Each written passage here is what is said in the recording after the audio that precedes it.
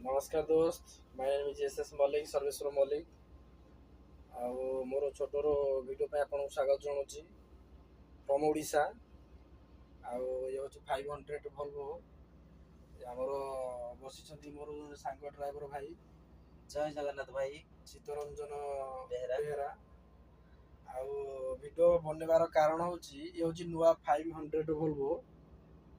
आम वीडियो बनवार कारण हूँ बतेबू जे 500 जो आम 460 थिला तो तार डिफरेन्स कौन रोचे अंतर माने कौन रोचे 460 500 कौन अंतर रोचे 500 कहीं 460 कौन तार डिफरेन्ट रोचे अलग अलग से वीडियोटा आम कर देखु से ड्राइवर भाई पचारि आमर चित्त भाई की कौन के से कौट चलाऊे कौन के करुले।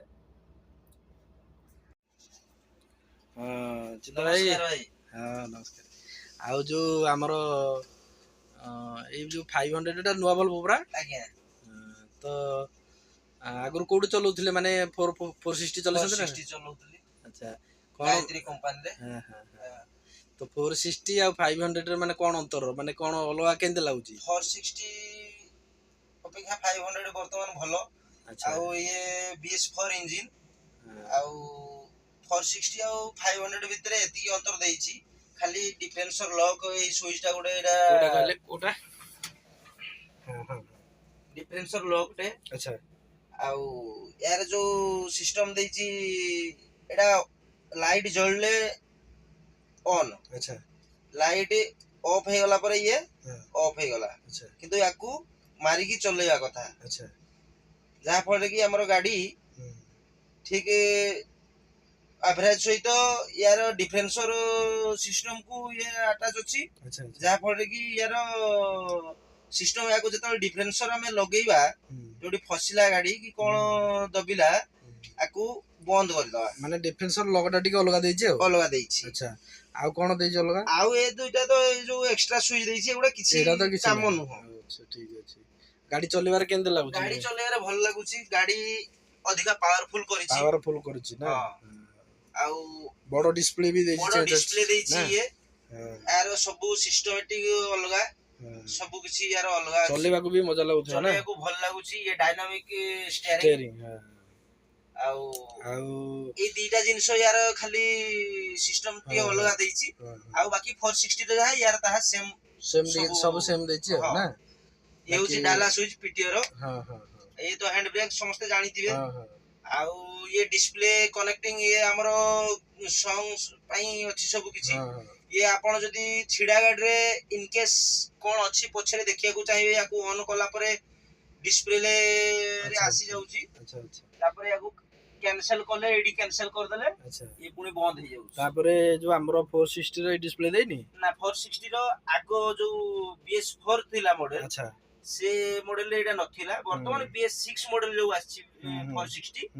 एटा देइछि। अच्छा अच्छा आ गियर गियर गियर सिस्टम होची ये तो भाई एला न्यूट्रल अच्छा नहीं नहीं हमरो 460 रो गियर थला केतुटा मॉडल गियर थला एटर केतुटा मॉडल गियर नहीं 460 जो मॉडल गियर यार सेम अछि सेम गियर तो सेम गियर अच्छा सेम गियर खाली यार कोन फ्लाइट मोड सिस्टम टा देइनी 500 रे 460 जो पुराना थिला ताकू एडी पुश करी की फुल तळ को दबेला परे सेटा फ्लाइट मोड हे जाउतला आउ यार सही जिनसटा देई पारिनी सेटा देइनी किंतु गाड़ी बहुत कंफर्टेबल बनैछि आउ पावरफुल अधिक गाड़ी बहुत भलो 500 गाड़ी आउ ये जो हमरो बाकी सब ठीक ठाक ना बाकी सब ठीक अछि आ गाड़ी माने कैबिन 460 बढ़िया मजबूत कैबिन तार हां 462 आउरी स्ट्रांग कैबिन यार आ एबे जो 460 BS6 रो आछि सेम 500 संगे सेम कैबिन अच्छा माने चले यार खाली 500 एति कलर टा संपूर्ण चेंज अछि कलर चेंज अछि हां एटा एटा परफेक्ट कथा कहले कलर प्रथमे चेंज अछि कलर तापरे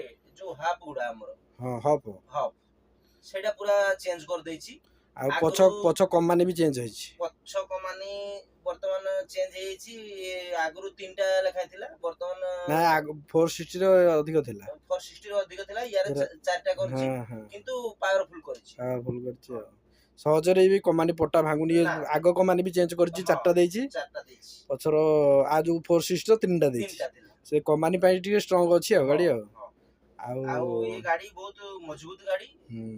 ପତିର ଯୋଉ ୟାର କମ୍ପାନୀର ଆଗରୁ ଯୋଉ ପ୍ରୋବ୍ଲେମ ଆସୁଥିଲା ସେଟା ବର୍ତ୍ତମାନ ଆସୁନି, ଭାଙ୍ଗୁନି, ଗାଡି ବହୁତ ଭଲ।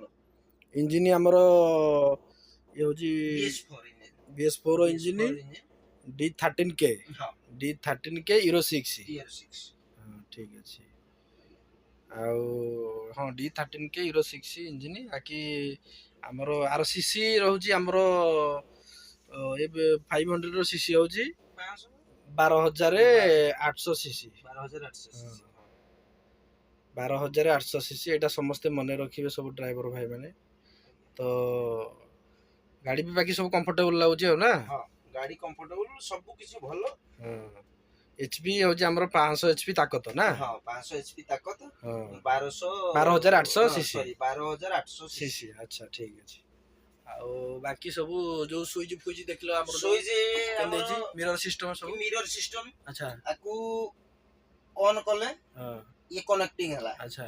ତାପରେ ଇଏ ହଉଛି ଲେଫ୍ଟ ସାଇଡ, ୟାକୁ ଯଦି ଆମେ ୟାକୁ ଦେଖନ୍ତୁ ମିରର ଦେଖନ୍ତୁ, ଯଦି ମୁଁ ଲେଫ୍ଟ କୁ ବୁଲେଇଲି ପୁରା ବୁଲିଲା, ପୁଣି ଆଉ ସିଷ୍ଟମ ଇଆରେ ସେଟିଂ କଲେ ସେଟିଂ ହେଲା। ତ ମର୍ସିଡିଜ ସିଷ୍ଟମ ଭଳିଆ ଦେଇଛି। ମର୍ସିଡିଜ ସିଷ୍ଟମ ଦେଇଛି। ଆଚ୍ଛା ଆଚ୍ଛା। ଆଉ ୟାକୁ ଯେ ପର୍ଯ୍ୟନ୍ତ ଏ ସୁଇଚ ଟା ଆମେ ଅନ୍ ନ କରି ସେ ପର୍ଯ୍ୟନ୍ତ ହେଇପାରିବନି, ଇଏ ସିଷ୍ଟମ କାମ କରିପାରିବନି। ୟାକୁ ଅନ୍ କଲା ପରେ ପୁଣି ଆଉ ଥରେ ୟାକୁ ଯୋଉ ମୋଡ ରେ ଆଣିକି ରଖିବା କଥା ରଖିଲେ, ପୁଣି ୟାକୁ ବନ୍ଦ କଲେ ବନ୍ଦ ହେଇଗଲା।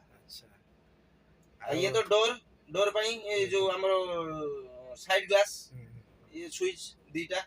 ଆଉ ୟାର ଗୋଟେ ସିଷ୍ଟମ ଏଟା ଦେଇଛି ନ୍ୟୁ ସିଷ୍ଟମ, ଲକ୍ ସିଷ୍ଟମ।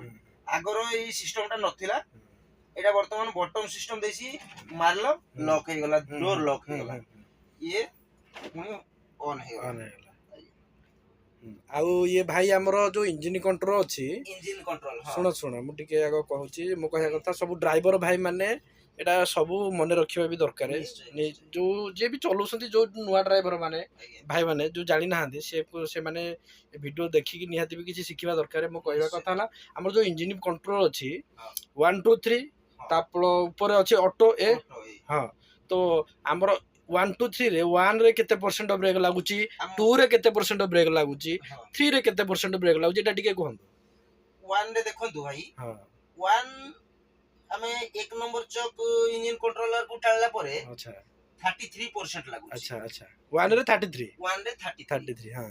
2 କୁ ଟାଣିଦେଲି, 2 ରେ ଲାଗିବ 77%। ଆଚ୍ଛା ଆଚ୍ଛା ଆଚ୍ଛା। ତାପରେ 3 ନମ୍ବର କୁ ଟାଣିଲା, 3 ରେ 3 ପଏଣ୍ଟ କୁ ଟାଣିଲା ପରେ ଇଏ ଲାଗିବ 100%। ତ ହଁ ଠିକ ଅଛି, ଏଟା ପରଫେକ୍ଟ ଆନ୍ସର। ତ ମୁଁ କହିବା କଥା ସବୁ ଡ୍ରାଇଭର ଭାଇ ମାନେ ଏଟା ବି ନିହାତି ମନେ ରଖିବା ଦରକାର। ଆଉ ଏଟା ଅଟୋକୁ ଯଦି ଆମେ ଅଟୋରେ ରଖିକି ଚଲେଇବା, ଇଏ ଅଟୋମେଟିକ ଏକ୍ସିଲେଟର ଛାଡିଲା ପରେ ଇଞ୍ଜିନ କଣ୍ଟ୍ରୋଲର କାମ କରିବ।